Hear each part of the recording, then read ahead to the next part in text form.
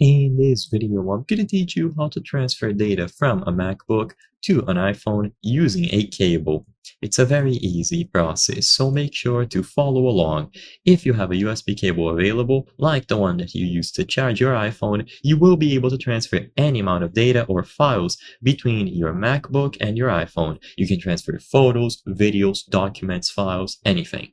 So you plug one end of the USB cable into the iPhone and the other one goes into your MacBook on any of the available USB ports. If your iPhone has a Lightning port, then you will use one of those cables instead, usually Lightning to USB-A. Regardless, find the proper cable to connect both devices together, and usually there will be a request on the iPhone. So if you want to approve this connection, so if needed, tap yes to approve access to all of the files, and if you open up Finder, your iPhone is already going to appear here at the left. So open Finder and the iPhone is going to be listed here. You can click on it to browse through all of these categories, including files.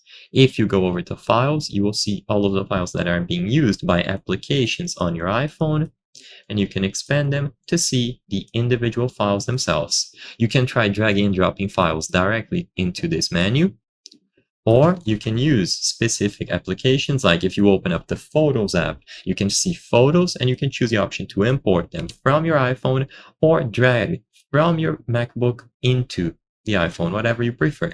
Either way, it's super easy, super versatile. Just open up Finder. As long as the iPhone appears under Devices, you can drag and drop basically any compatible file. They will be accessible on the devices. So I hope I was able to help you. If this video helped you, consider subscribing. As you can see, according to our channel metrics, 83% of the people watching our videos are not subscribed.